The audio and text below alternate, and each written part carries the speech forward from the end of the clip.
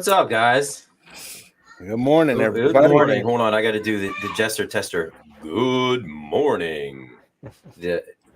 Hearing that deep voice of his. Yeah, so a little different look, nostalgia power this morning. PD7, he should be getting on a plane here any minute. He's flying out to California for. Well, I think he'll make a documentary about it. Oh yeah, we'll see plenty of footage. Expect a lot of PD7 content over the next couple of days, over the next week.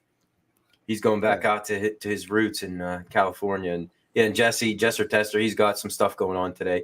So we had to get the big guns in here. I mean, you get a guy like Toxin, if we could bring in one guy to make up those two, I mean, you obviously got an ace here, right? Toxin can pull it off. I think he can. And what are you drinking, Toxin? Just a little water to just keep my throat, Oh, okay. Nothing. No coffee. No Monster. I mean, we're unofficially sponsored by Monster. I had my coffee earlier. Oh, did you? So what's going on, man? How you been, Toxin? I got some big shoes to fill, right? So it's gonna be fun seeing Phil go out there and doing Disneyland and stuff. It's gonna be fun. Mm-hmm. Phil is definitely a documentarian, and I don't know, guys. His videos just get better and better every week. I mean, the guy is just totally. If anybody is gonna crack this YouTube thing, legitimately, it's gonna be Phil. It's gonna be him. I mean, he's got a lot going on, and it's working for him. So. His channel has risen significantly over the last year, and he's putting in the time. I mean, there's no doubt about that. The time and the effort. Yeah.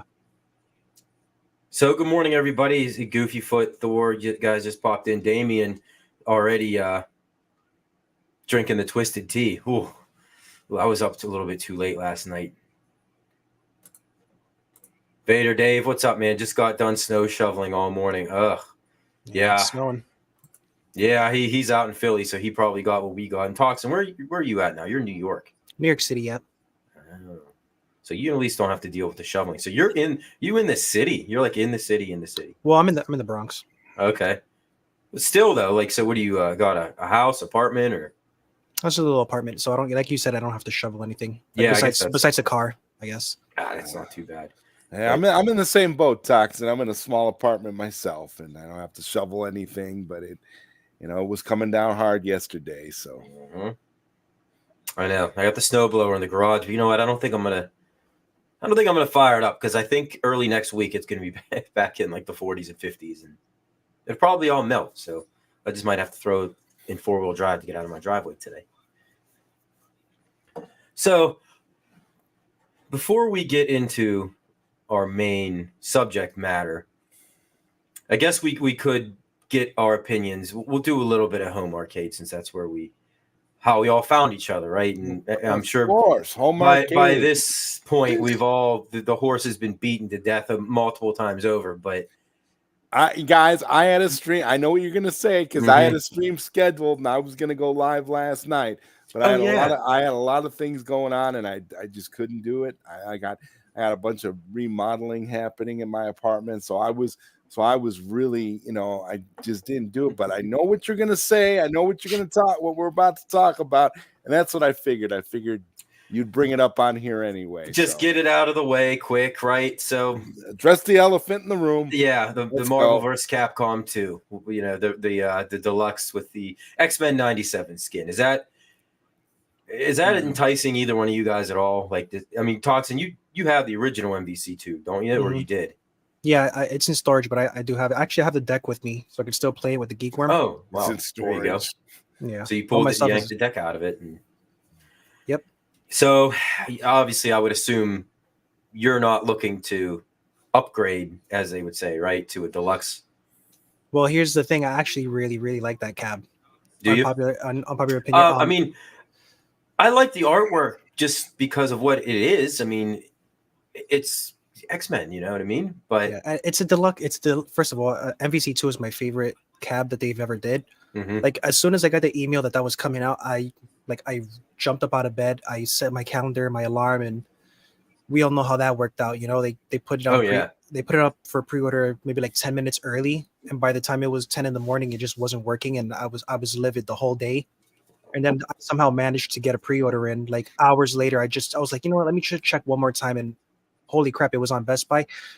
I put in my information so fast in that, and I got my pre-order. I was super excited, and then when it was finally time for the cabs to start shipping, I got a delay notification, and then I was seeing videos on YouTube of people already putting their cabs together because Best Buy had them in the store. So I was pissed, and it was kind of a whole mess of a situation with that thing. Yeah, but I like this cab. It's a deluxe form factor. If they're gonna redo MVC2, I like the X-Men. I wanted the kit cab, but I wasn't gonna pay $900 for that. And wise. Cab, I modded the crap out of that thing. So if I could have a deluxe version that actually looks different, so it's not a repeat of the same exact cab, and then have one stock where I don't have to change the monitor or change the buttons at all, I'll love that. Well, I guess that's a little bit of a different situation. It's not like you would have two of the same cabs sitting there with the same artwork. Yeah, with the same exact right. So does the obviously then the authenticity, the look of the thing it's not really that important to you, basically, then? Well, the thing about the MVC2 cab was that that cabinet never had an original cabinet, so there's really no nostalgia factor for it. That was like a conversion cabinet, so they would put that in Big Blue or they'd put that in HS5, and the artwork that they used was basically the box art from the Dreamcast and PS2 version. So I wasn't too much going crazy. Oh, it has to look exactly like the original. And Phil, yeah, it's a Captain America. Bro. Awesome. I thought that's what it was, but like a kimono or something. I was like, it looks like he's like a boxer getting ready to go to the ring. Hey, it's nostalgia powered Saturday morning. Yeah, that's perfect. Yeah, exactly. Mm-hmm. He's saying, he worried the X-Men 97 collabs, the start of many collabs. It could be, Turtles with the Cowboy collection art. We'll see about that one. I mean, yeah. Well, we're not really going to get a lot of. I think we're only going to get maybe 2 new cabs. So I think everybody should start getting into the idea now in their heads early that it's going to be a lot of rehashes. I think you're right. They're going to, whatever PCB they have in the warehouse, we're going to see a lot of Midway style cabinets. So there'll probably be another NBA Jam, probably. Mm-hmm. Anything that there might be a deluxe Turtles. Pac-Man. Anything that they've already have in the warehouse where they could just take the PCB and throw it into a already existing. What about deluxe Star Wars? I mean, do you think that would be something that they could capitalize on that? I would think. I mean, it's not as rare as they say, and they'll probably do if they can, they'll probably do more NFL blitzes. Morning Surge. They'll probably release a Super Bowl themed blitz skin, after the fact. See, now I would like an NFL blitz with maybe the original skin on it, but I don't know if that I'm sure that would cost them more money than. Well, if they have to do a new license, if they have to renew a license, they probably won't do it. Yeah. Oh, yeah. Right. For that one, definitely. Right. It's like toxins, like you said. It's whatever they have laying around. That's what'll. Yep. Yeah. But unfortunately, I think you're right. This X-Men. But see, I feel like this X-Men 97 skin, in my view, I feel like it would have been better with the actual X-Men game on the cabinet, the beat 'em up, not that would have made a lot of sense. Yeah, not MVC2. I'm not quite understanding why MVC2 is what they're doing here. I think they want to tie it in with the animated series. It's kind of like. I think it's just because they have the license still, and they don't have to mod or change anything with that. And then I'm pretty sure if they've already done their R&D and figured out that that's probably one of their highest selling cabinets. That one MVC2 hardly ever went on sale. It was their most hyped up cabinet ever. That's probably their number one, their top selling cab. So if they're going to redo anything outside of Pac-Man, yeah, with the retailers, yeah. Do you think they still have the X-Men license? No, the Konami X-Men. No. Yeah, I'm not really sure about that one. I don't know either. That's kind of what my first thought was. I would. That's what everybody said. Like, why wouldn't you include it on there? I'm like, well, maybe they don't have it anymore. You see, my guess. One of the reasons why you don't ever see that cabinet very rarely go on sale either. Well, because the series of games is a Capcom series of games, and then X-Men is a Konami. Yeah, that's true. There's that. Yeah, and I had to kind of guess, but I was kind of guessing that maybe Disney said, "Hey, we'll extend your Marvel or the Marvel license if you tie it in with our upcoming project." So that might have possibly been a deal where they're like, "Okay, we'll give you the MVC2 for another couple of years, but we would need something to tie it in, or else we won't extend the contract." That's a guess. Yeah. Now, do you think they goofed?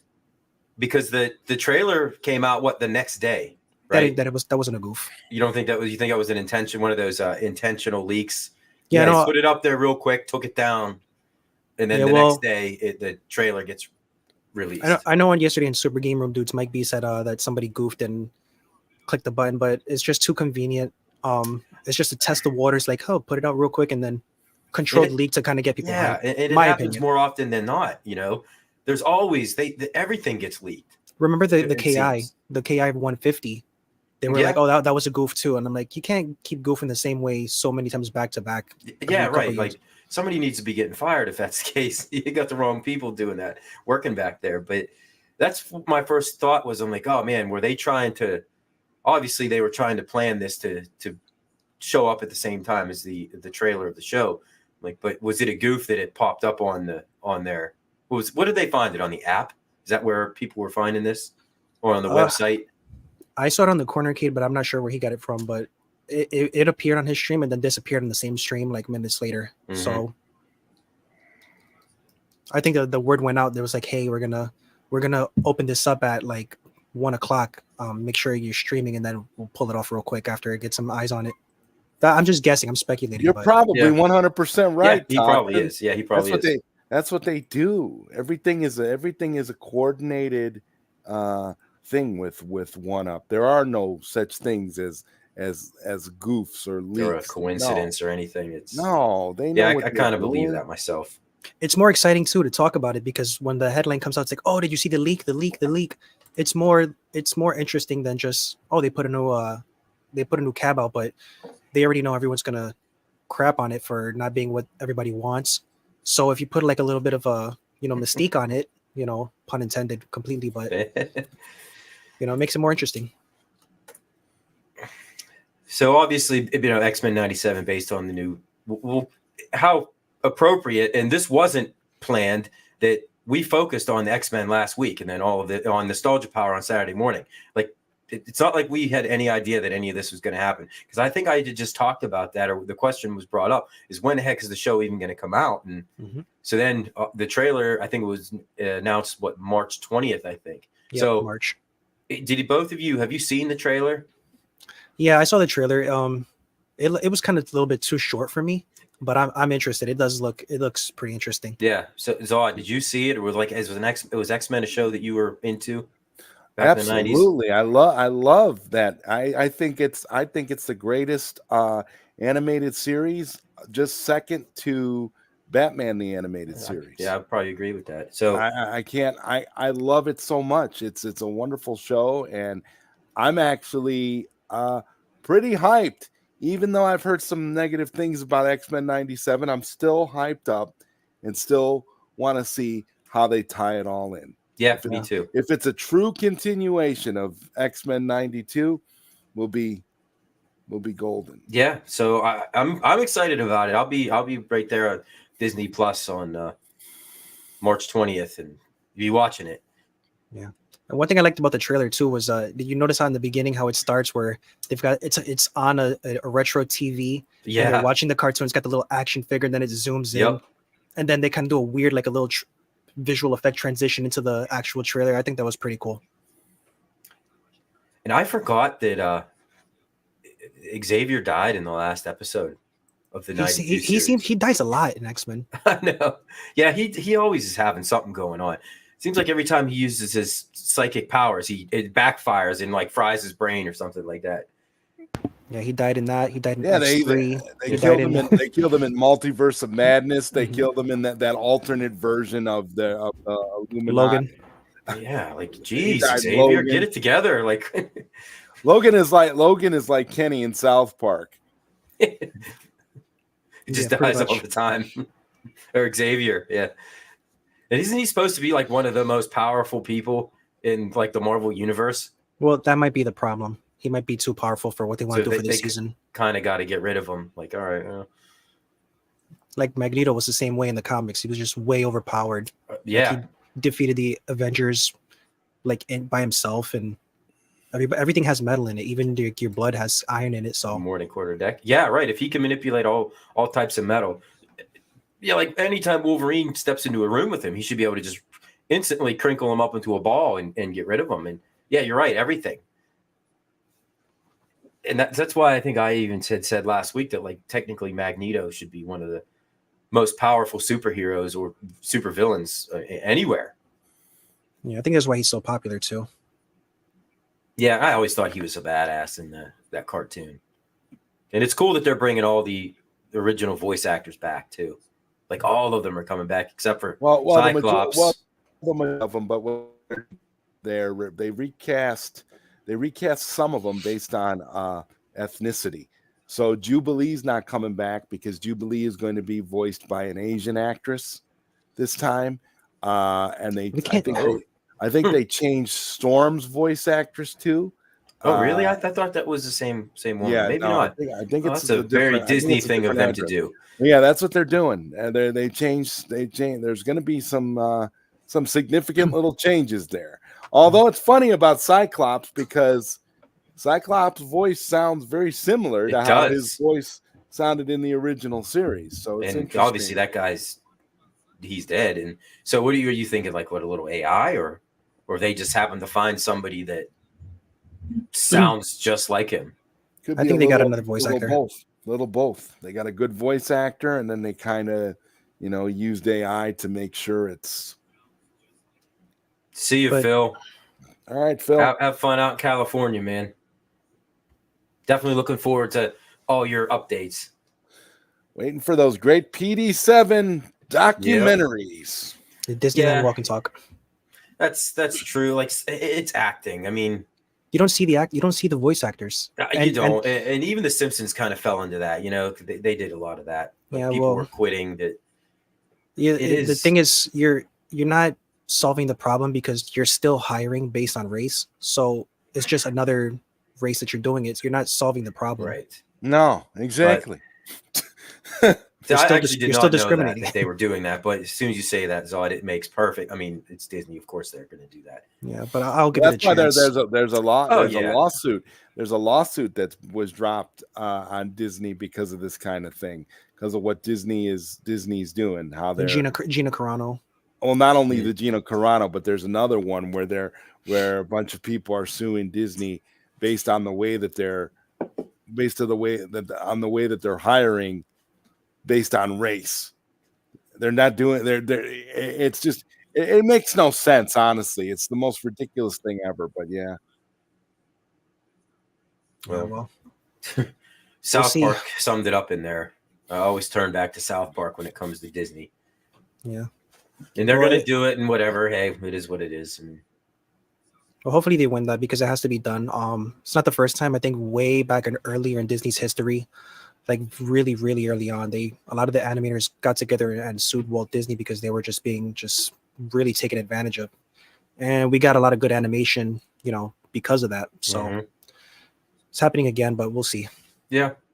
But I mean, either way, I'm really, really hyped for X-Men 97. I mean, I was hyped about it whenever I had first heard it was coming out, and now you're starting to see toys show up PD7 finds them all the time in his walk and talks. I mean, there's action figures out there now the trailer, and I'm excited. I'm going to be, like I said, I'll be there watching it on day one. And it's been a long time coming because when Fox had the property, they just wouldn't do any toys, cartoons, or anything at all. It was just we were only going to get the movies.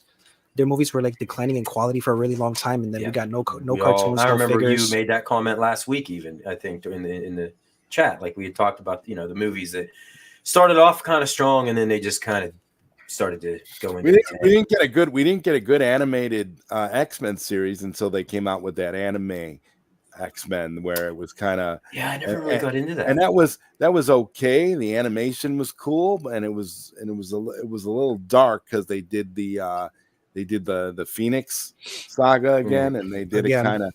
but at the same time, it was like that was the only X-Men, we've had in recent years, good animated. Yep. So it'll be nice to see the original. Did you do you think kids are going to be interested in this at all, or do you think it's going to be 30 and 40-year-old men that are going to be watching this show? I think kids will. I mean, we were kids at one point when the first X-Men came out. So if they make it cool enough, I mean, and it seems like they will. And you're right, X-Men's been relevant enough in the recent history to draw a young Arcade 1-Up might actually be able to sell some MVC2 cabs with this skin. They might. If the show is good enough, it might. Yeah, they might. The one smart thing they did was they put Wolverine right on the front of the cab. If you're gonna do anything with artwork, you have to put Wolverine on there. Yeah, and then you also have the Deadpool and Wolverine, which is massive hype right now. Yep. So it's not gonna hurt. It would be interesting to see. It would be interesting to see them do a reskin with that movie artwork. Mm-hmm. Someone should capitalize and do a custom site art like Arcade Graphics or whatever.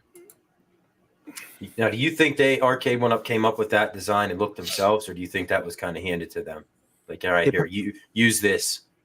I'm sure Disney sent them a PDF of specific graphics that they want on there, and they just had to put it together themselves. But I'm pretty sure they got a digital package. I mean, I just to go back to it and finally end this about the X-Men 97 cabinet. I like it. I like the look because I love that version of the X-Men. But if I had the original MVC2 and that one sitting side by side, and I had to pick one, if both of them were the same, no glitches or anything, I probably would take the original, just based on the fact that it looks like the original cabinet.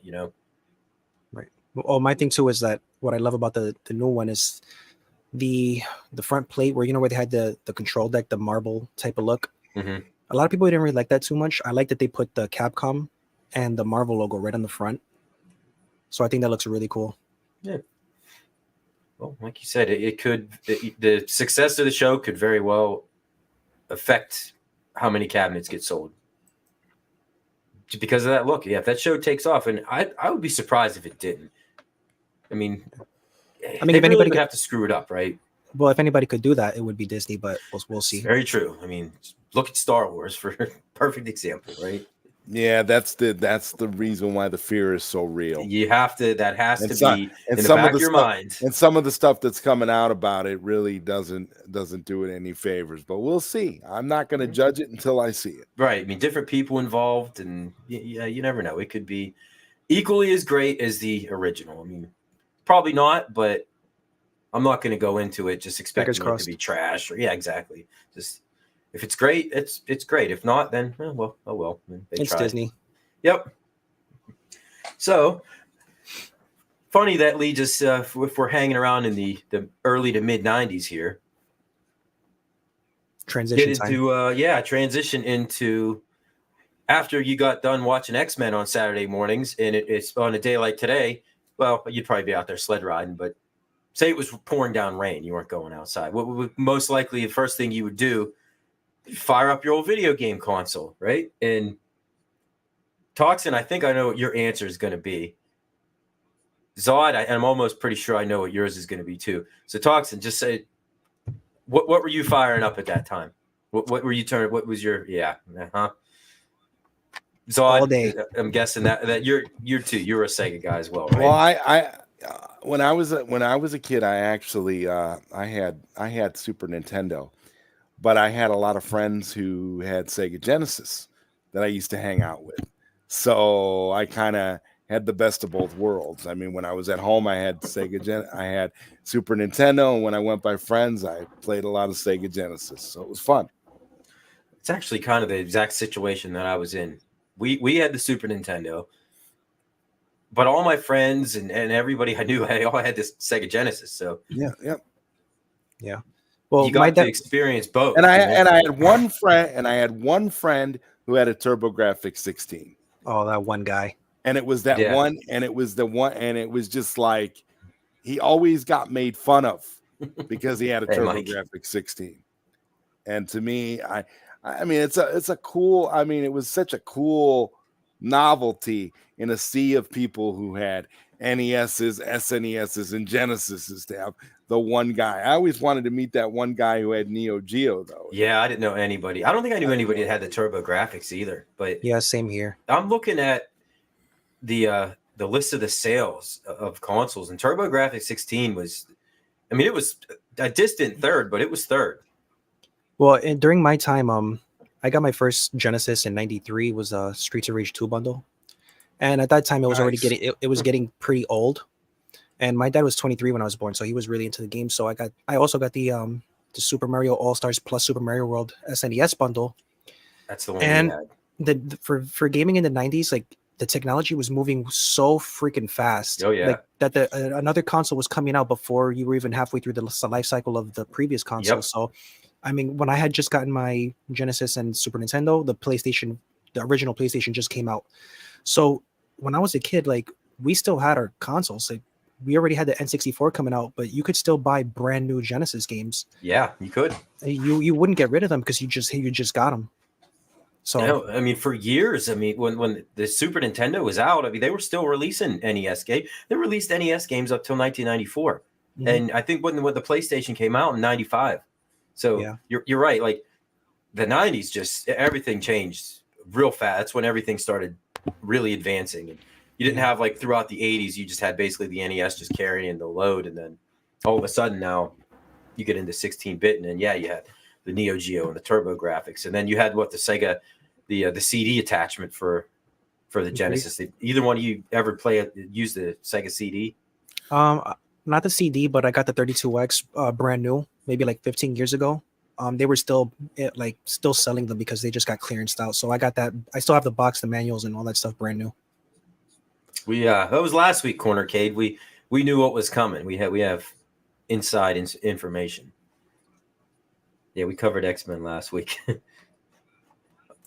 Yeah, Zod, did you ever use the 32 or the Sega CD? I had a bunch of friends that had. Yeah, I had friends that had the Sega CD, and they were into like Shining Force and Final Fight and Spider-Man, and Final Fight was a good one. And one of my favorite experiences on the Sega CD was Snatcher. I used to love that game. Did you get that new? I didn't have it, but my friend had it. I wonder if he still has it. That's worth so much. That's worth a lot now. Is it really? Yeah, it's like one of the most expensive. Snatcher is a fun game, guys. I mean, wow. It's very Blade Runner-esque. Very bloody. There's a light gun section that you can use. Yep. I used to love that out. Yeah, well, I have it on the Mega. On this version of the EverDrive, it does Sega CD on the Genesis. So no kidding. So yeah, I could play Snatcher on that. If you have a Genesis, you have to buy this. Does it play with the music and stuff? It still does. It does. The only thing it doesn't work on is clone consoles and the Sega Nomad, and the Sega Genesis Model 3 because it has to use CD audio on the hardware too.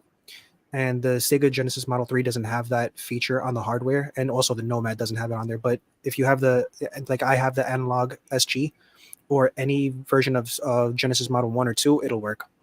Nice, cool. And there's no loading. I gotta get an EverDrive for Genesis because I love those EverDrives. I think they're the greatest thing of all time. They really are cool.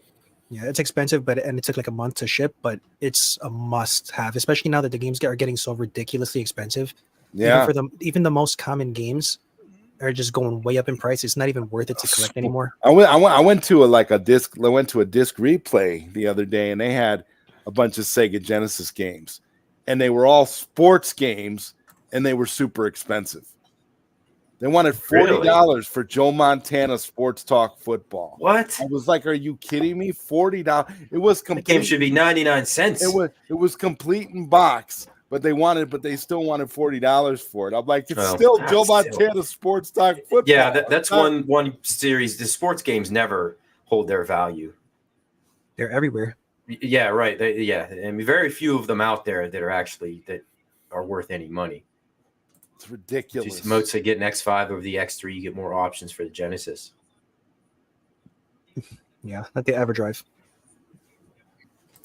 Yeah, MG. Okay, Mortal Kombat. Obviously, that was going to be one of the things we were going to jump into, because that's a big thing when you start talking about the two Fighting systems, games. right? Is the fighting games and the sports games too. The Genesis The killed the SNES in the those. the most recent version of Mortal Kombat for Sega Genesis, the Mortal Kombat Arcade Edition. I have the cartridge. It is fantastic.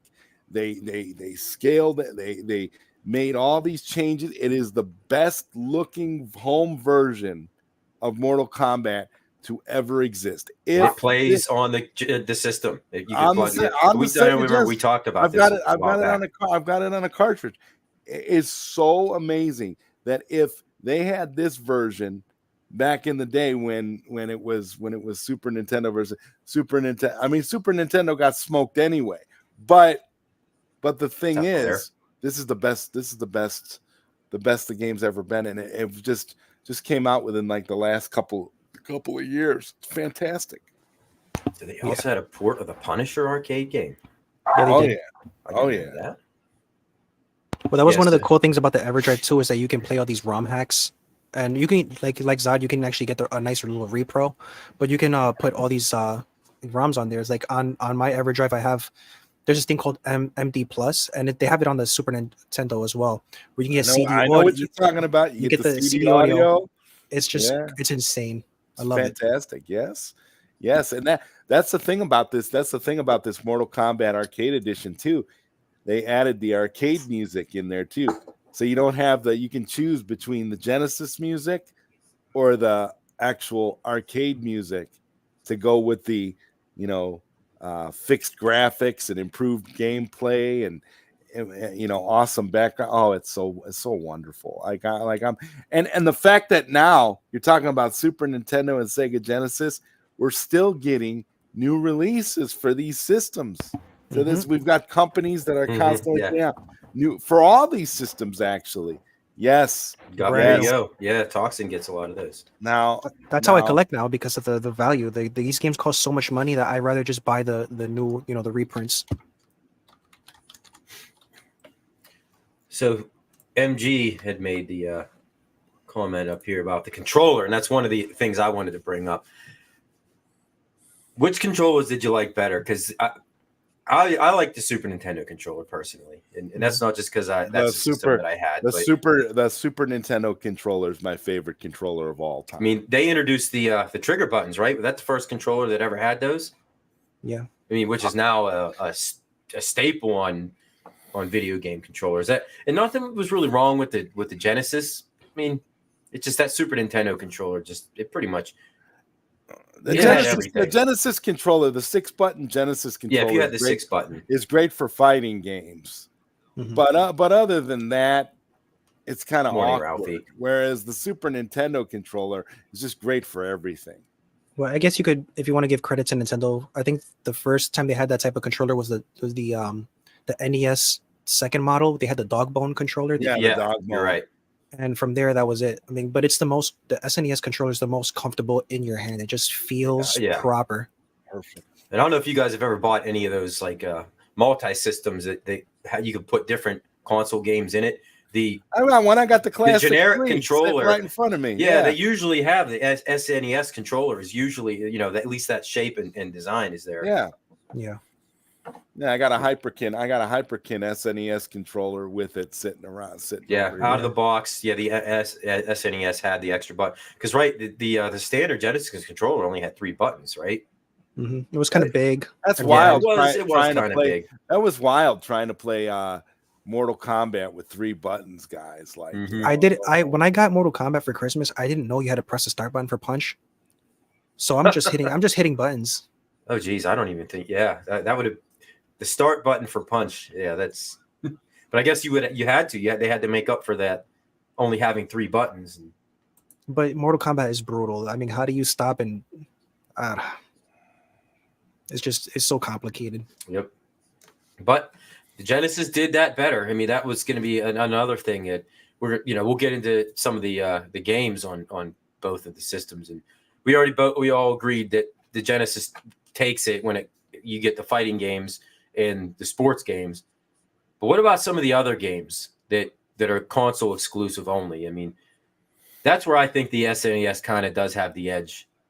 Well, here's a controversial one. Library.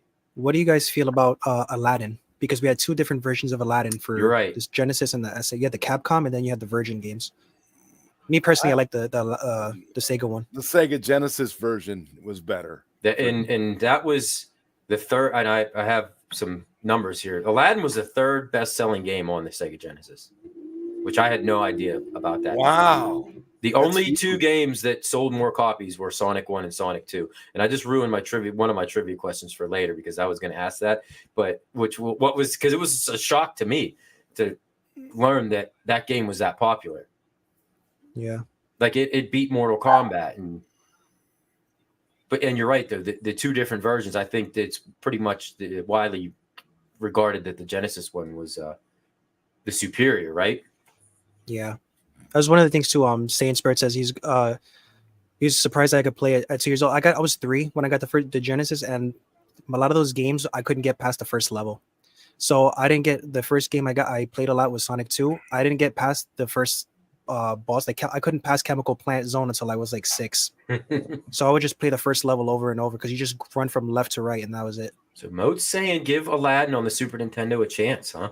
It's a good game. It's very fun. It's still fun. It's still fun. I like it, but I just think the Genesis version's more fun. It's not like I hated it. I just assumed that everybody just always says that the Aladdin one is better. And the fact that it's the third best-selling game on the console, and considering Sonic 1 and Sonic 2 were pack-in games, right? At one point. Yeah, they had so many bundles. Have you guys seen that Final Fight and Castlevania Symphony of the Night are being ported over to the Sega Genesis? Symphony of the Night, yeah, I saw they were working on a mod. I think right now there's a playable demo, but it's not complete yet. There's a playable demo of that, and there's a playable demo of Final Fight, and they're fantastic. But is it the full version of Final Fight, or is it like just the missing character? Well, it's just a demo. It's just a demo. You can play the first level.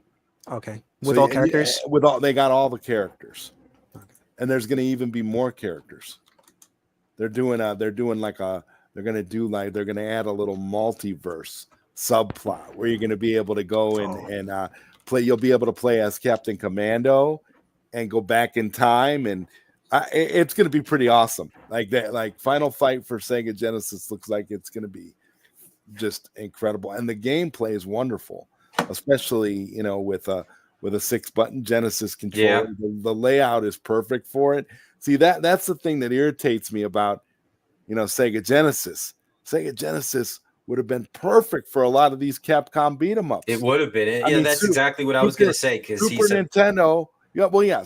I agree. Streets of Rage, but you got to play this. You got to play this demo on the Genesis. The beat 'em ups, the side-scrolling beat 'em ups, played great on the Sega. Awesome. Yeah. Awesome. The Final Fight CD is a must-have on the Sega CD, but not everybody had the money for a Sega CD, so they really missed out.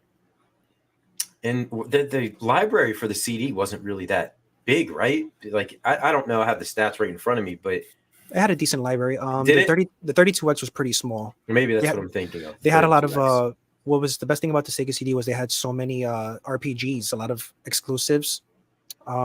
Japanese RPGs are really popular. They go for a lot of money. What's up, Bobby? Yeah, so they had the Working Designs games. Shining Force, Soul Feast was pretty good. They had a lot of shooters. Android Assault is one of my favorite shooters on the Sega CD. It's got a really good library. It's just, it's really expensive to collect right now. And yeah, it was one of those things where I collect all different systems, and that's just one I haven't even started on yet. I'm like, let's work on some of this other stuff. I have a lot of shovelware NES games that I still need to pick up. Yeah, and the Spider-Man game was pretty cool too on the Sega CD. Spider-Man versus the Kingpin. I agree with this one, Mo. That the SNES did have more quality games from first-party standpoint.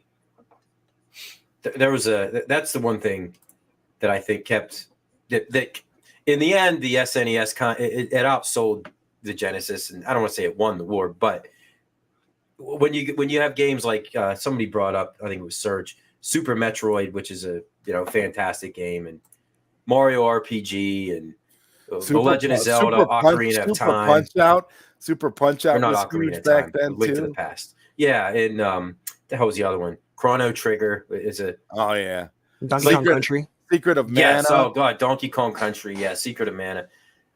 I mean, they did have Mario Kart, you know, they had some all-time greats on that system. And not that the Sega didn't have games that were good too, but it costs developers a lot of money to put games on the Super Nintendo. But a good point that Ralphie brought up. I mean, Sega had blast processing, right? The marketing is very important back then.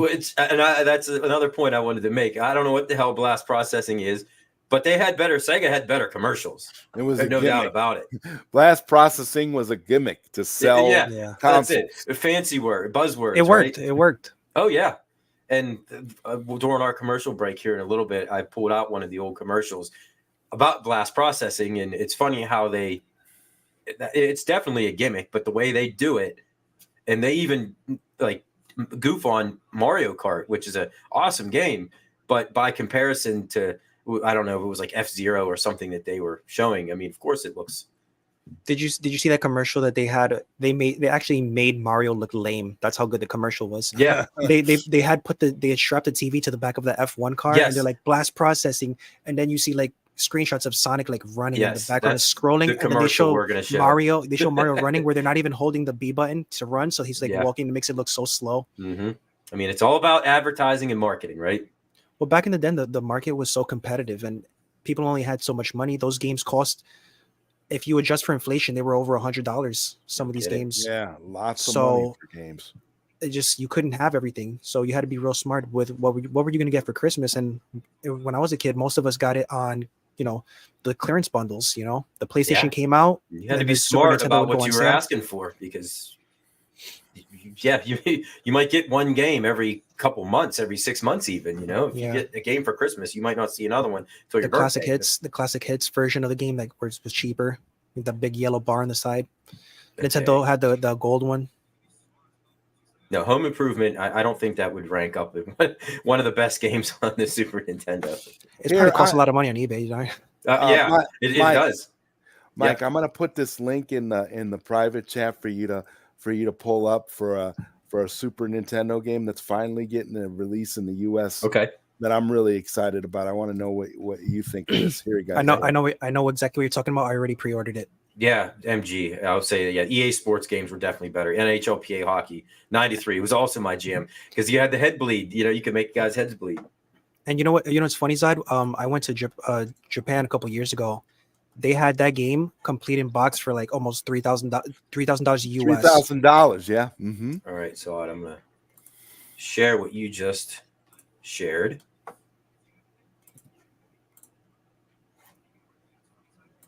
This right here, King of Demons. Module. Fantastic game. My God.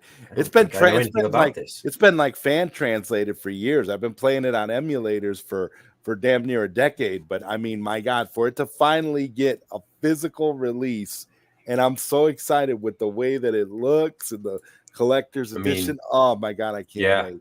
So where is this game originally from? Like, what is it original? What was its original source? Japan. Like it's from Japan. So, but what was it played on? Was it a computer game? Super Nintendo. Oh, it was a Super Famicom.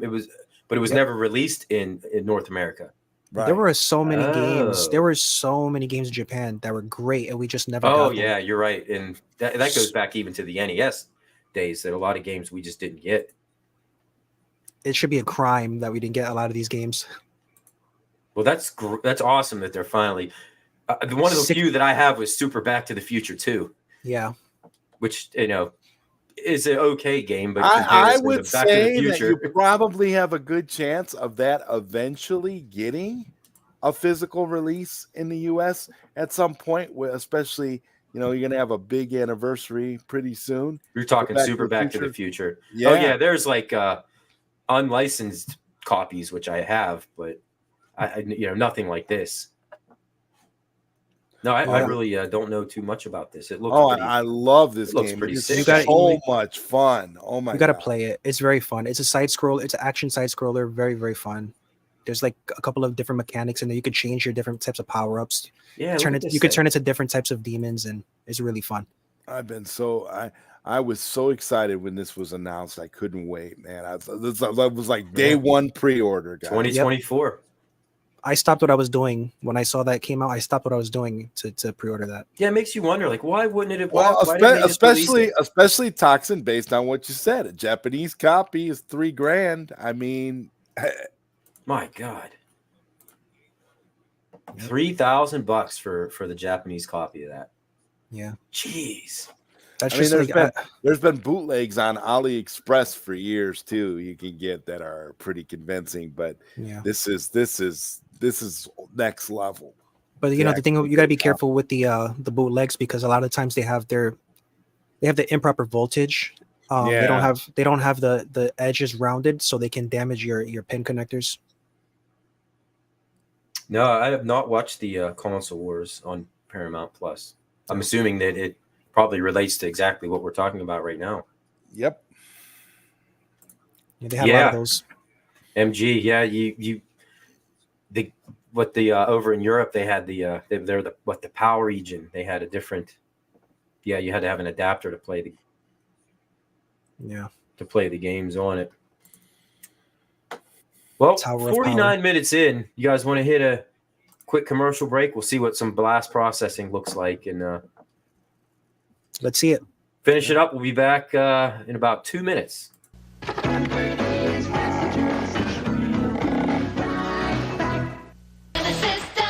16-bit arcade graphics. You can't do this on Nintendo. Genesis does. 16-bit sports action. You can't do this on Nintendo. Genesis does. Genesis does. Genesis does. Genesis does. Genesis does. Get Joe Montana free, Pat Riley free, Buster Douglas free, Super Monaco GP free, or Collins free.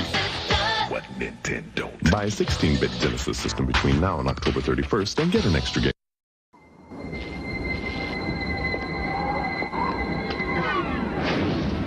Decide to step up to this kind of power, this kind of challenge, this kind of flying, crashing feeling. When you decide to get serious, there's only one place to come: the games of Super Nintendo.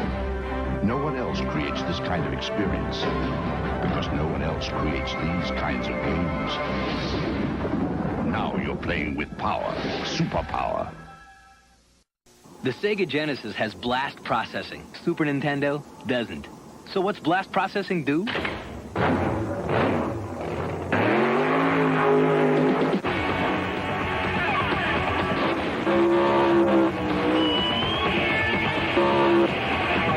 And what if you don't have blast processing?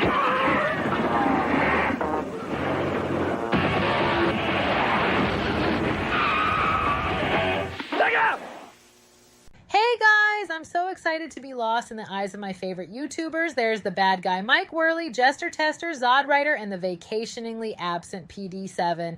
It's totally out of the blue for Phil to be missing, but I can still shake my love and be happy about Nostalgia Power, because Toxin will be here while PD7 is away. Only in my dreams could I have imagined such an incredible lineup. Back to the show. So there's your the blast processing. Was that Paul Rudd? It was Paul Rudd.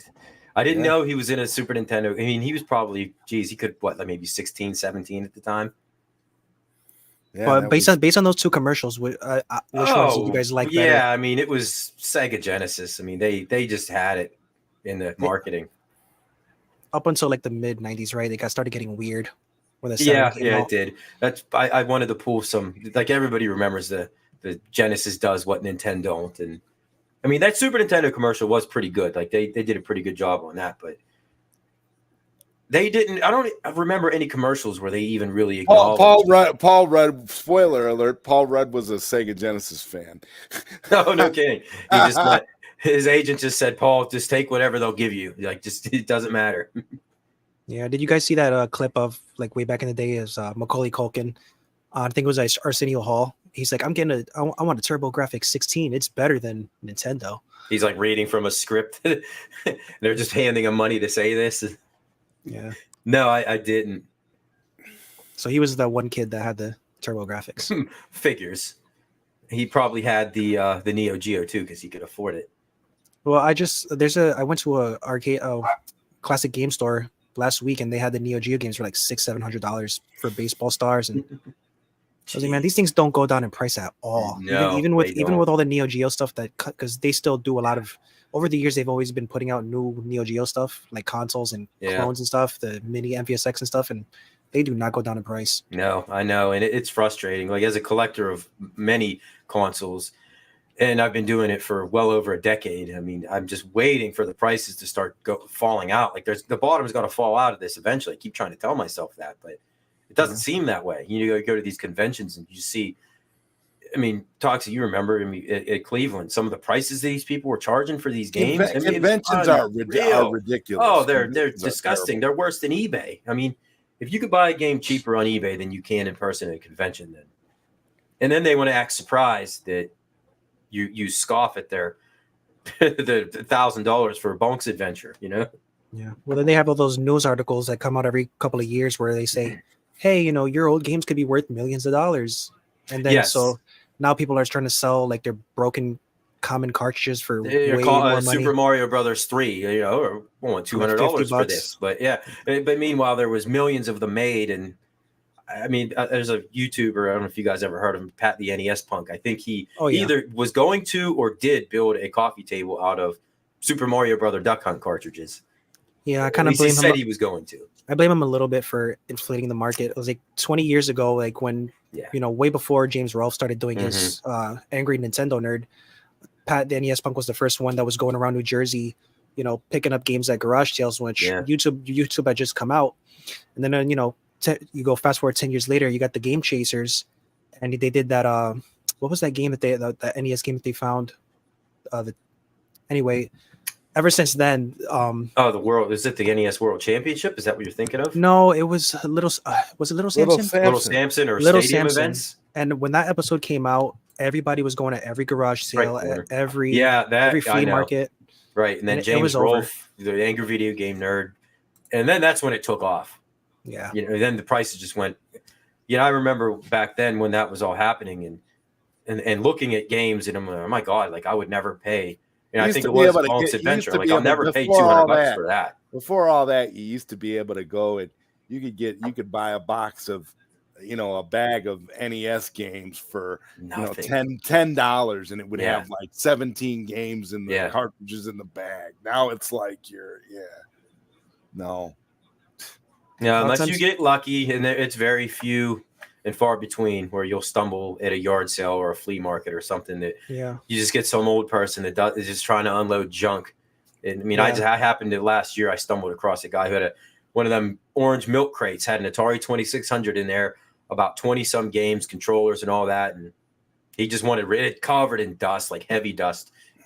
I got it off him for $50. And then their kids come to visit after like not seeing their parents for a really long time. They're like, hey, Dad, do you have my old NES games? He's like, oh, I sold that like 20 years ago. I'm just like, what? My God.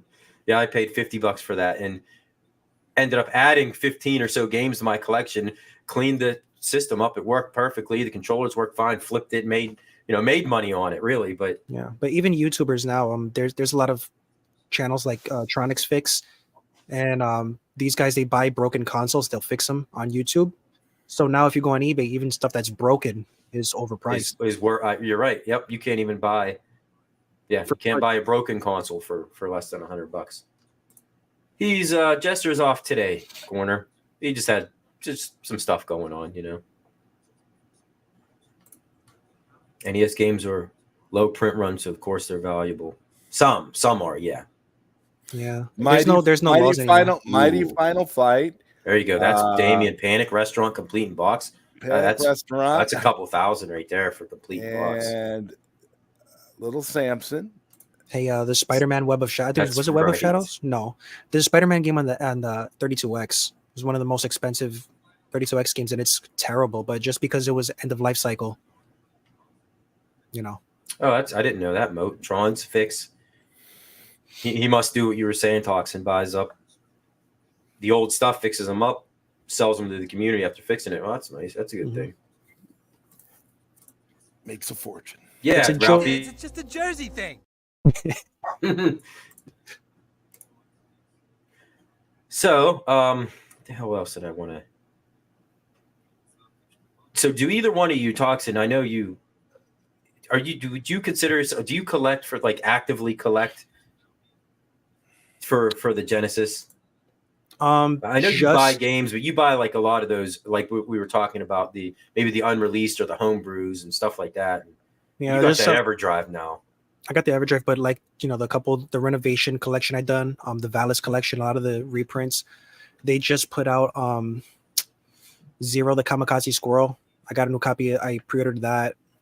Arrow the Acrobat 2. They just put that out, so I got that again. But usually, like when I'll go to retro game stores, like there's not really too much Genesis. Now all you see is the same stuff over and over again. No matter where you go, it's always Sonic 2. It's always Quarterback Club. It's always the same. The Madden 94. Everybody quarterback Club. They got so many of those they could fill a landfill. Mm-hmm. It's the same games over and over again, so it's not even worth collecting. Anything that you haven't seen that's not common. When we went to Cleveland, I think it was a Maximum Carnage. I bought that. Oh, yeah, you did, huh? What did you pay for that there? Was it overpriced? Is it one of those things where you just bought it because you were there and you're like, you know what, I got to buy something? It was less than 50. It was reasonable. Yeah, I guess that's probably. Yeah. And Zod, you're not really a collector per se, but you do buy. I get what I want. What you want. You're not actively looking. Right. Like I don't do that anymore. Get a complete set. Like I love, now, being able to get, NES, like multi carts and things like that. And I've got an EverDrive for a Super Nintendo EverDrive, actually. FX Pax Pro. Yeah. And I love it. I play that all the time. And then I get and I don't mind, we've talked about this before. I don't mind buying like reproductions, complete in box, just to have Little Samson and Mighty Final Fight on my shelf. I mean, it's just kind of, instead of spending a couple grand just to say you have a cartridge, which is kind of ridiculous. Right. But I mean, if you want to buy something and the value of $1 is going down, they keep printing money, so if you want some kind of assets, I guess.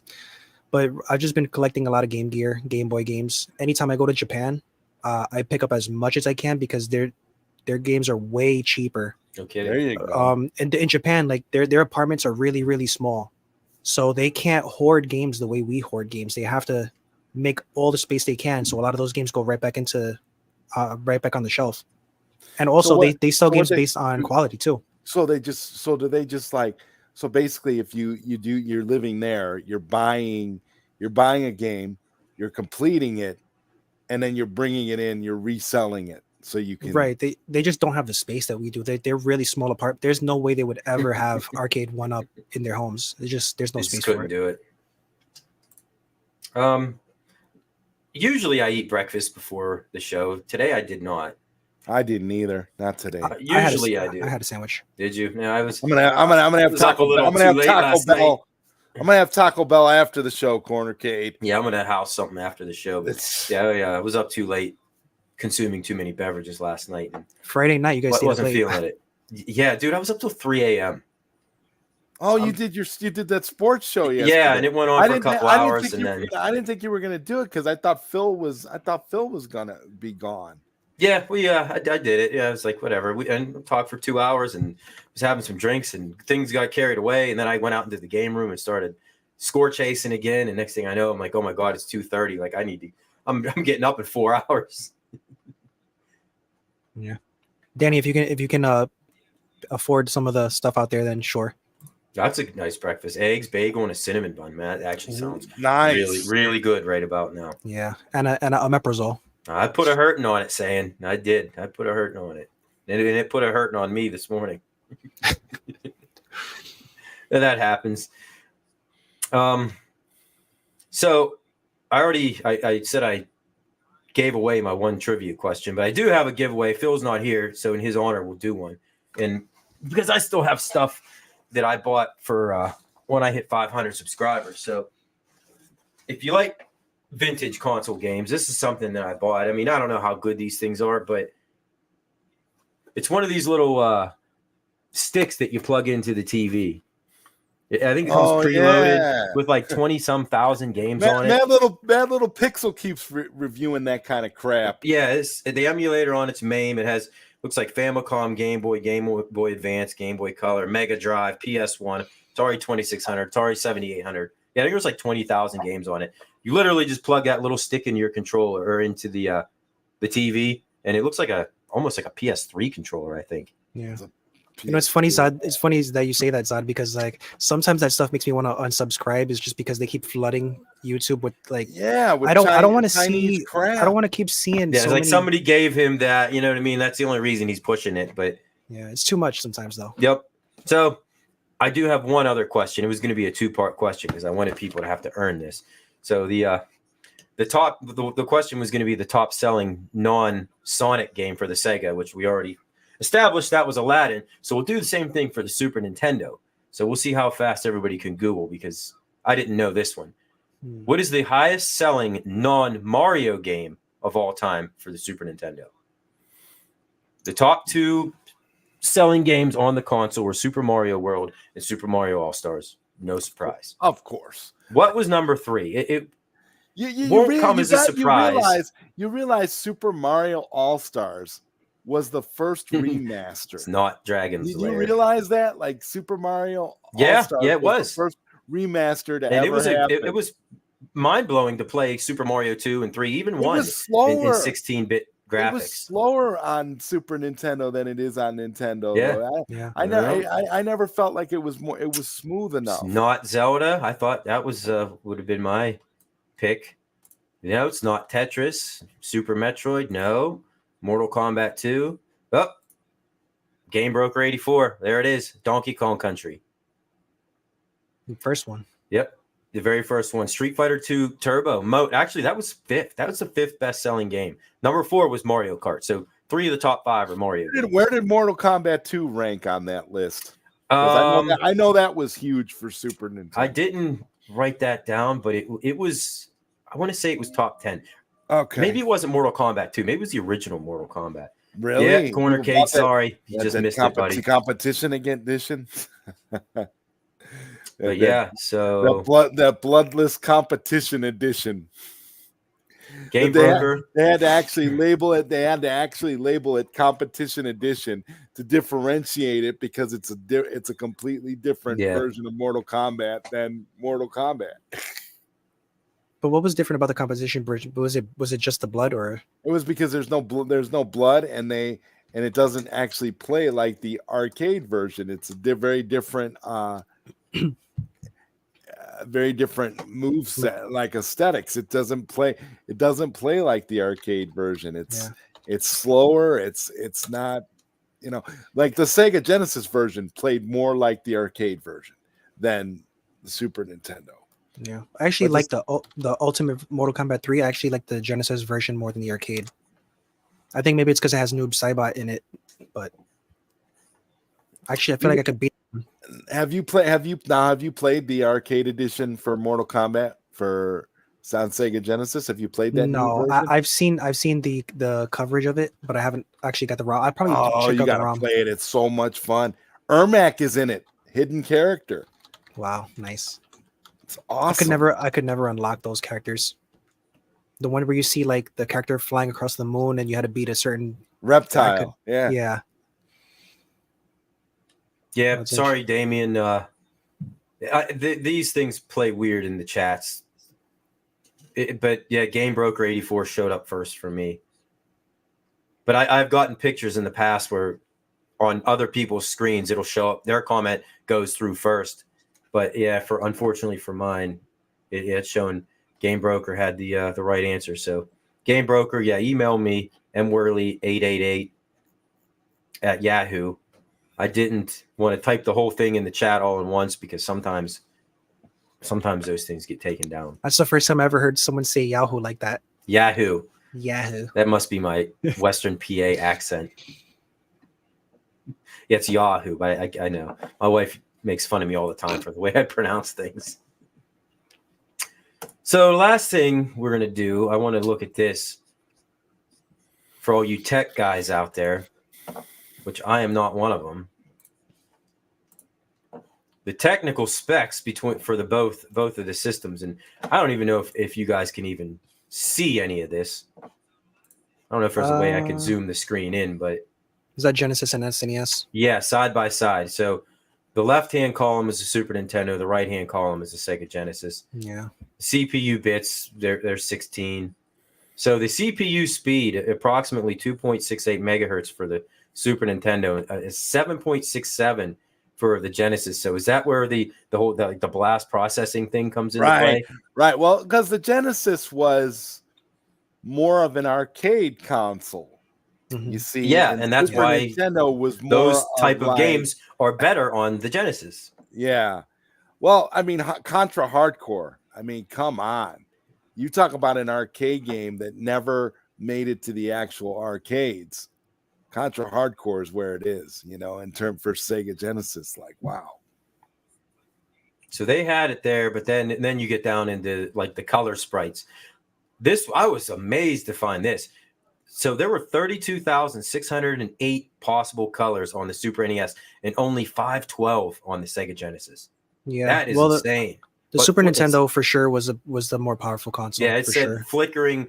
Apparently, there's some sort of flickering that the Genesis did that allows for the illusion of more colors. Which that's kind of illusion. Yeah, and simultaneous colors possible was 256 to only 64. Yeah, I did not know that it was that big of a difference. Well, that was the thing though, because the Genesis had so many limitations, so they had to be very creative on how they did things. So I mean, to me personally, even though the SNES was a better machine, I thought the Genesis always had the Yamaha sound chip was my favorite. I just like how that sounded way better. Yes, that Yamaha sound chip is just out of this world, man. Yes. The fact that the Super Nintendo could put out almost 33,000 colors as opposed to 512. I don't think I ever would have noticed that ever. Not one time as a kid. Like, oh man, these Sega Genesis games were looking dull and bland because 512 colors is still a lot of colors. They never looked dull and bland. They always not at all. They always had a great. I love that the Sega Genesis always had that gritty aesthetic, and it was so nice, very arcade-like. Yeah, well, remember games like Sonic had those bright colors. Yeah, Green Hill Zone. Like everybody knows that it burned into their mind because of the bright colors. Yeah, I mean, you're right. The Genesis was really good more with dithering, and illusions and stuff. But then they also had sprite layering. But then the SNES had mode 7, so they had sprite scaling. But the Genesis didn't have sprite scaling. That's what I was going to ask about the mode 7 thing. That was a Super Nintendo exclusive. Mm-hmm. Yeah, and then the SNES too. They had that chip in a lot of their games that enhanced the graphics and stuff. Whereas the Genesis, I think only Virtual Racing had that. Genesis forever. Yeah, and that goes back to our point. Yeah, the Sega consoles tended to be more arcade, right? And that's kind of what it came down to, really. That's why the sports games play better, the fighting games, the beat 'em ups. I mean, those were all arcade games, like NBA Jam. Like that was to me that was way far better on the Genesis. Yeah, it had a very boring look on the Super Nintendo, in my opinion. I preferred it on Sega Genesis too. And the sound too. I felt like the sound was kind of like not as punchy. The sound was yeah. A lot of the music on the SNES, a lot of them sounded exactly the same. They had that little SNES echo in it. Yes, it's right, and Brooklyn actually makes a good point. Yeah, mode 7 was huge back at that time, but yeah, it didn't really age too well, I guess. I mean, it was inventive and bold back then, because then you get games like Star Fox. That was a pretty damn good game. Somebody is working on a port of that for the Sega Genesis. There's some work in progress to get Star Fox over there. Star Fox, yeah. They were cool tech demos, but I wasn't really into Star Fox or Virtual Racing, and just they looked weird to me. Yeah, Super Mario World did have that. They did do the mode 7 a little bit where they would zoom in real quick and zoom back out. Yeah. But the icing on the cake for me was I remember, Donkey Kong Country blew my mind as a kid. The graphics and the clarity that game, that was a big deal when that game came out. That's why it's really no surprise that it's the third highest selling game on the console. Good morning, Garage Gamer. He was up late last night. I remember when Donkey Kong Country 3, when that came out. I remember, like, you go into the house to save your game, the grandma, and she's playing a N64, and you can hear the Super Mario 64 theme song. Oh yeah. I was like, what is this? I didn't realize at the time what it actually was. Yeah, well, I think in the original Donkey Kong Country, it was the same thing. Maybe it wasn't where you saved your game, but it was you could go get tips from Cranky Kong, and Cranky Kong was supposed to be the original Donkey Kong, right? And I think the same thing, like you said, there may be music playing in the background that was from the original Donkey Kong. So there was a lot of cool tie-ins with that game, and I mean, hell, that game spawned a TV series, and might even had a comic and Nintendo Power. Yeah, the FX chip on Star Fox was on Star Fox. Yes, wonderful. That was the best thing. I mean, but the FX chip was expensive, and it's hard. And the FX chip is hard to emulate on clone consoles. That's for sure. Yeah, they still clone consoles today still struggle with that FX chip. Yeah, Mode 7 could take a 64 by 64 pixel sprite, rotate it, zoom it, full screen. Yeah, it was pretty cool. Like you never saw anything like that on any of the other consoles that came before it, or even at the time. No, I've never played Super Mario Brutal World. Yeah, some of those hacks that these people make, man, there's some crazy Legend of Zelda Link to the Past hacks. Yeah, like try Super Mario Mystery Meat. Just Google that. I played that. Super Mario Mystery Meat. Yep, and I'll just leave it there. Yeah, it's tough. I'm sure. Yeah, most of these hacks are just. It seems like they go out of their way to make these things beyond hard. Well, I think we covered both of the big systems. The only other ones that were really relevant at that time, we kind of mentioned the TurboGrafx 16, the Neo Geo, the Sega CD. There wasn't really much in the way of. I mean, there were some irrelevant systems, but I don't think anybody even cares about those. I guess you got the Game Gear versus the Game Boy, I guess. Yeah, which that may be a topic for another discussion, getting into the handhelds, because that's right. During this time, I had a game. I never had a game. I didn't have a Game Boy until much later, but I had a Game Gear. Oh, you did? I was the opposite. I had the Game Boy, and then I got the Majesco, because remember Majesco was reprinting. They were redoing Genesis Sega hardware, so I had the Majesco version of the Game Gear, which is the same thing. Do you have a Nomad Toxin? I didn't even know a Nomad existed until I was an adult. Yeah, I didn't know. I'm saying, do you have one? Do you have one now? No. Are you gonna get the one that the remake that Hyperkin is doing, the portable Genesis? No, because I have the analog pocket. Yeah. It's just I don't want the big, giant thing with the cartridge sticking out. Yeah, it's.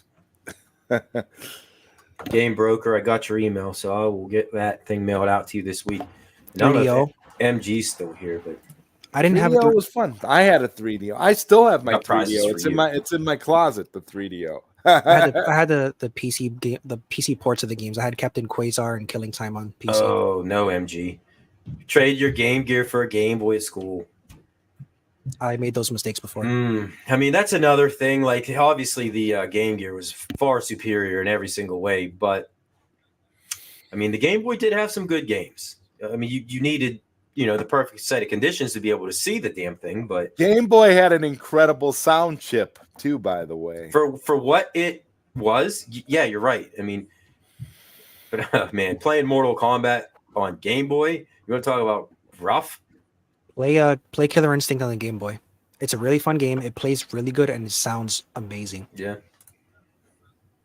Glare. Apparently I didn't do something right whenever I did the whole monetization process, and for some reason they took it down. So I'm going through putting my correct information in and stuff like that. So unfortunately, no, I can't do it. But don't worry about it. It's fine. I appreciate you even being here. The super chats really aren't necessary. Saying spirits. I was gonna send out saying my address is 184. Yeah, I will take checks, money orders, Amazon gift cards, whatever. Patreon. Yeah, Patreon, Venmo. There's multiple ways you can send me that money that YouTube won't take a 75% cut of it, right? Yeah, so MG makes my favorite game on Game Gear to this day is still Fatal Fury Special. Let's go, game, Corner. That game is incredible on Game Gear. Yeah, so one thing I see here, MG says he played a lot of Castle of Illusion on the Game Gear. A lot of Game Gear games were actually converted Master System games, and I didn't know that until I realized that I tried to play. I didn't know that either. I have the adapter for Game Gear on my Analog Pocket, and some of the games didn't work, and I didn't understand why. And then I found out it doesn't work because they're actually Master System games. So if I put the ROM on there and I change the dot extension from GG to SMS, it plays, or vice versa, which is crazy. That's awesome. Yeah, so whatever. We'll get into a little bit of that real quick. Anyway, I think we got a little bit of time left, right? So, Toxin, you said you collected for both of those systems, the Game Boy and the Game Gear. Yeah. Do you have a decent collection of either or? Yeah, I have a whole box. Well, the Game Gear is a lot cheaper than the Game Boy, so I have like a whole stack here. Oh wow! Oh, there you go. Of Game Gear. Decent. And then Game Boy. I just try to get the better ones, but one of my favorite ones so far, and I can't even really play it, but got this is a Japanese version of Crystal. Oh. Because I'm not paying $200 for the top 10 highest selling Game Boy Color game of all time, which is freaking ridiculous. I don't blame you on that one. So I'd rather just keep this here and then I'll play the ROM. Yeah, I mean, you have the game, so. Yeah, with the ROM, if you put the ROM on the Analog Pocket, you can still trade. So you can, and there's these devices, like there's one called the Joey Jr., where you can flash your ROM, not the ROMs, but you can save and upload your game saves. So if I really wanted to, I can take my English ROM, take the save file, put it on the computer, and then upload the save data to the Japanese cart. So if I wanted to play on let's say the N64 Pokemon Stadium 2, I can use my Pokemon post game, Jeez. Nice. Yeah, so there's tons of cool things you could do now. So, and that's why, like Zod said about like having a copy of Little Samson that may be a repro, because in the end of the day, for me, I mean, I collect for the Genesis, and I also collect for the Game Boy and Game Gear. I have a fairly decent collection of each, even the Super Nintendo. Like that's my second biggest collection. I think I'm like maybe 150 games or something like that. Mm-hmm. But there's far better ways to play them now, you know what I mean, than blowing in a console or a cartridge and smacking it inside of your system because it doesn't work right and blowing into your cartridges. Yeah, which is the worst thing in the world for it. But like my consoles, they're original, they're old, they're from when I was a kid, and if you sneeze wrong, you'll flash this, it'll go off, and you could lose 2 hours worth of progress. So it's better for me just to play it on an emulator with, that way I can save my game. You don't have to worry about those glitches. But I do have, which you can't even see it because the mic's in the way, but that NES Sharp TV back there, which is pretty cool. And every once in a while, it's fun to play that, especially when you're playing a light gun game, getting that zapper out and playing Duck Hunt. Is that a TV where you can put the cartridges in the TV? It is, yes. Oh. Yeah, I don't know if I move this. I'm trying not to break the whole universe. Kind of see it back there. My Batman figure's on it, and yeah, it's made by Sharp, and it's got a Nintendo built right into it. It's got it sits on a little pedestal, and I think it's maybe a 20-inch TV or something like that. But those are very rare and hard to come by, and they're expensive when you get them. So I don't want to play it a whole lot, because even though replacing pins, it wouldn't be the worst thing in the world, but I want to keep it as original as I can. If that CRT goes out, it's going to cost you a fortune. Yeah, and I don't want that to happen. So it stays unplugged. Like there will be no power surge. It's going to blow that thing up. I mean, it just sits there more or less. But morning, Galaga guy with the sweet new logo. How's that carpet? So yeah, sorry, MG. I had to. Yeah, so I put MG in timeout on Arcades Anonymous because I didn't know it was him. For 86,000 seconds. Oh wow, that's a lot of seconds. Yeah, I mean, I ranted about this last night. What's with Arcades Anonymous uploading old shows? I don't know. Like they're we new. asked Why about are they that, doing that? I don't think they ever really said why they did it. If it was like a mistake or no, it's not a mistake. They were doing quite a few of them. Oh, really? Uploading them. Yeah. I saw one. Was it yesterday? That it wasn't Wednesday, but there was like an upload. And yesterday, there was one that came up, and it was an older one. Yeah, yesterday you guys were talking about the peasant versions of the arcade 1-ups. They were brand new. Yeah. I happened to catch that yesterday. Oh yeah, it was. I'm like, wow, what are you doing? No, that was old. That was. Can't you go back in the archives and watch this stuff? He was zero bamboozled for 5 minutes. I'm like, what are they uploading? And I'm like, I know Phil. I know they're not live right now. I know Phil's on his way to California or busy, and I knew you weren't. I'm like, but you were on there. Phil was on there. Yeah, it was. They never really. I don't think they said why they did it, but but you know what that reminds me of? You ever remember when Dragon Ball Z first came out on Cartoon Network? And it's like Goku first turns Super Saiyan, and you want to see him beat Frieza the next week. Mm-hmm. So the next week you turn on the TV and you're waiting for the new episode, and then you find out that they're playing the first episode of the last season. And you're like, "What the hell's going on?" Yeah, because they didn't have it. Well, the thing that always bothered me about Dragon Ball is the way they drag out everything. It's called Dragon Ball for a reason, because they drag out the plot line. It's really crazy, because you'll be thinking you're getting this epic fight, and then you're gonna get about 20 episodes before you get to the actual meat of the battle. It's so that kind of stuff always bugged me about that show. But yeah, I don't know. Yeah. So I'm gonna Google this, what he wants me to pull up real quick. Do you guys know what this is? The Amstrad 386? No. That was a computer, the Amstrad. Yeah. The Amstrad was popular in, I think, the UK, right? So I'm guessing this is it, huh? So look, it's playing Sonic and Knuckles. Sonic and Knuckles and Knuckles and Knuckles. There's an old advertisement for it. 599 pounds. I know there was a PC that had a Genesis built into it. You could put the cartridge in the PC. Nice. Kind of like the Sharp TV with the NES. Yeah, the Amstrad Mega PC. So maybe that's why he brought that up. And look, that's what it was. Like the Genesis controller. Yeah. Oh, that's pretty cool. I didn't even know this thing existed. I imagine probably like that Sharp TV. It's probably pretty expensive. I think they also made one maybe it was just in Japan for the Super NES as well. Well, they also had Laserdisc players that had the Genesis module built into it as well. But I mean, who had a Laserdisc player? Yeah, nobody I knew. Nobody I knew. Yeah, that was technology that was way out of my price range and whenever I was a kid. Has one piece on all day in this house. Yeah, that's a super long running anime. Oh God! You slid the slot over at the front of JVC. Laserdisc had modules. Yeah.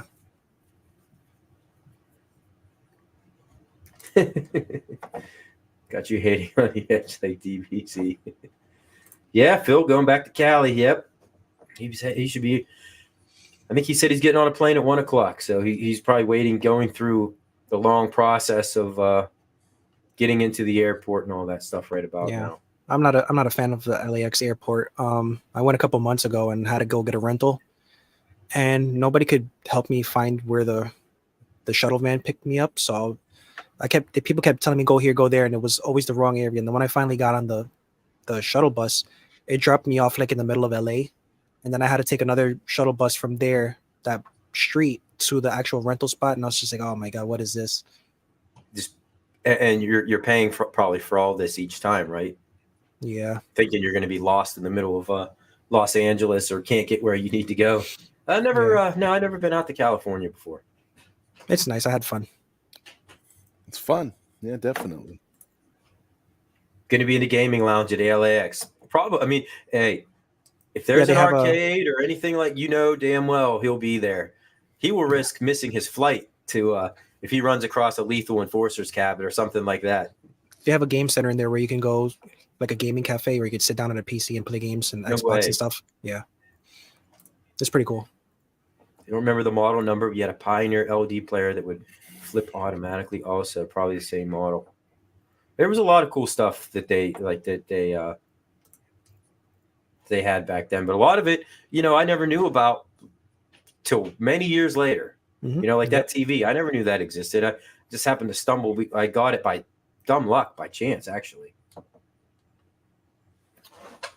Did they say if you tried to watch One Piece consecutively, it would eat up 2 weeks of your life? That's like The Simpsons.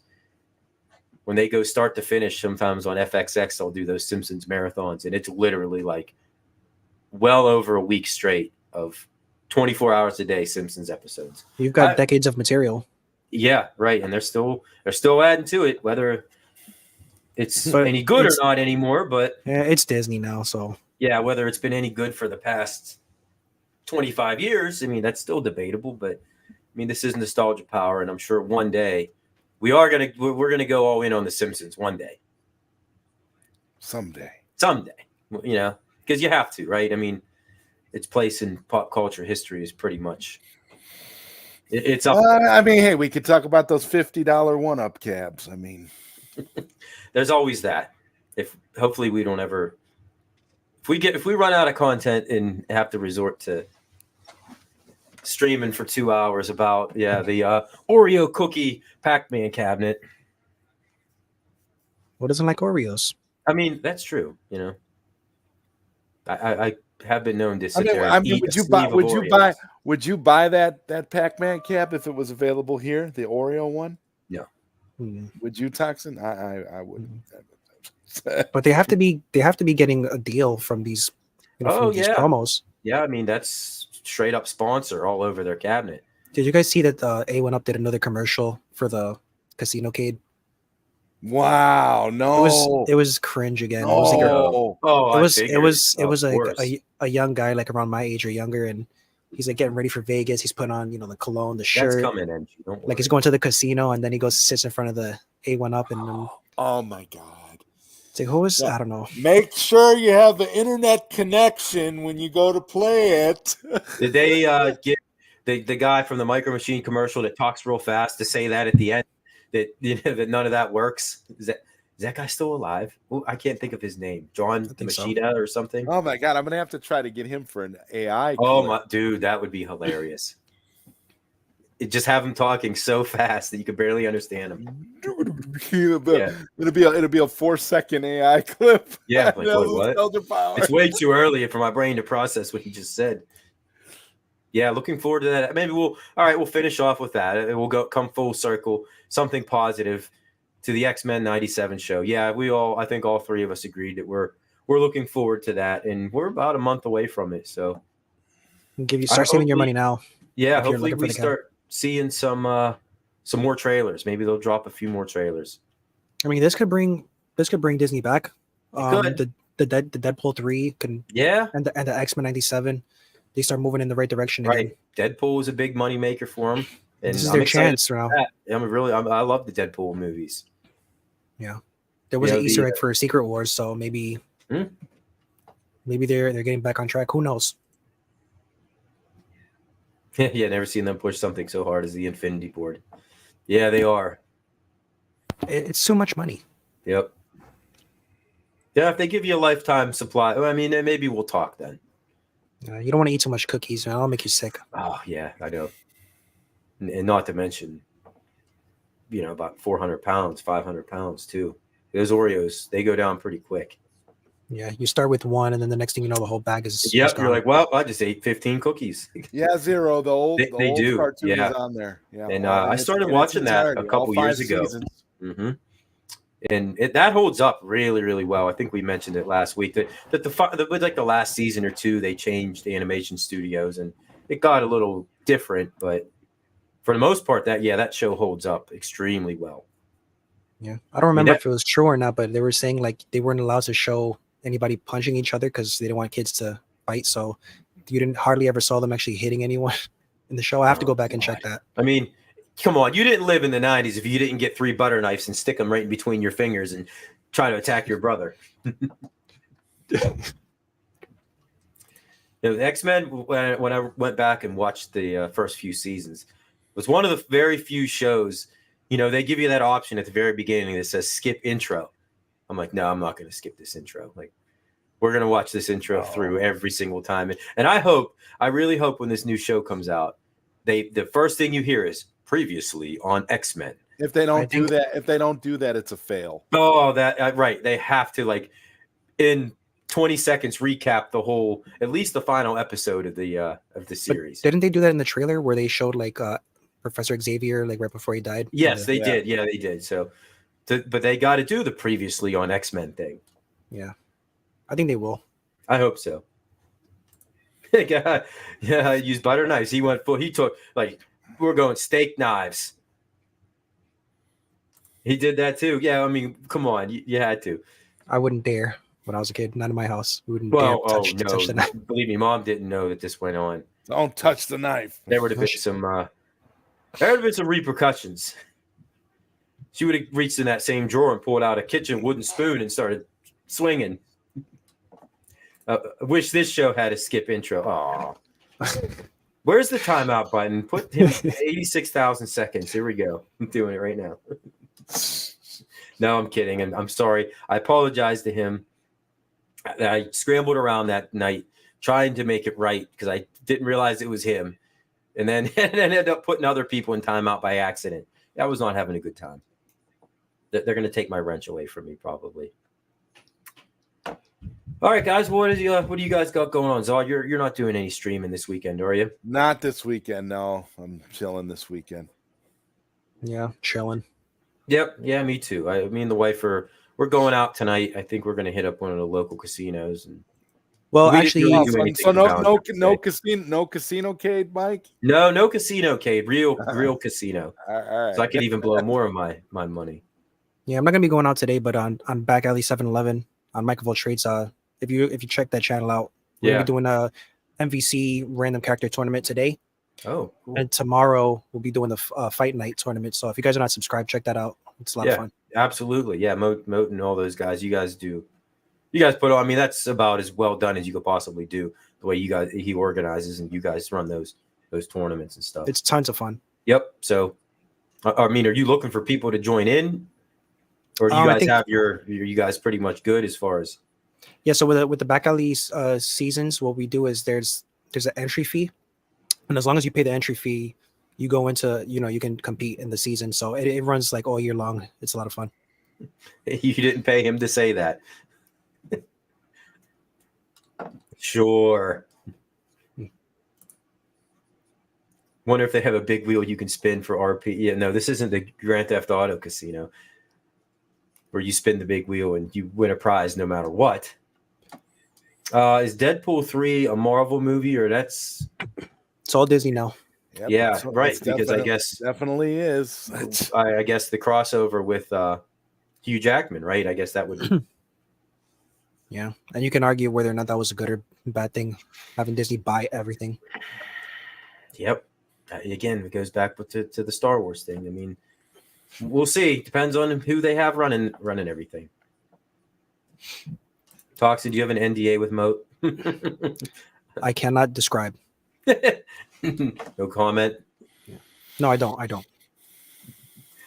All right, guys. Well, that was fun. Toxin, appreciate you jumping on with us. Yeah, anytime. Yeah, I mean, Zod, it's always a good time. Toxin, you did a great job filling in for both Phil and Jesse. Yeah. Tough shoes to fill with those guys, but yeah, I got two shoes. Well, I guess 4. Yeah, 4. Yeah, you're always welcome. 4 pair. Thank you. Yep. So everybody, yeah, Phil's he won't be doing his game nights tonight. Zod, you're off. So yeah, I mean, check out the 7-Eleven, and for everybody else, I guess we'll catch you guys next Saturday. I don't know what we're going to be doing. PD7 is going to be out again, so I mean, hell, Toxin, if you're available next Saturday, if you feel like jumping on, we'll talk. Yep.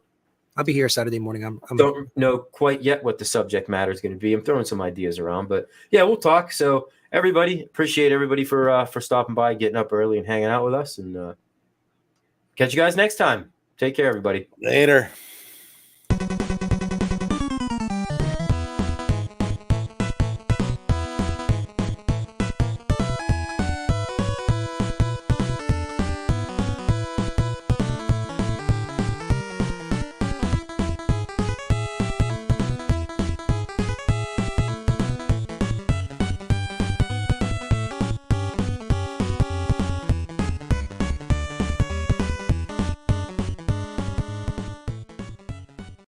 Sit, Ubu, sit.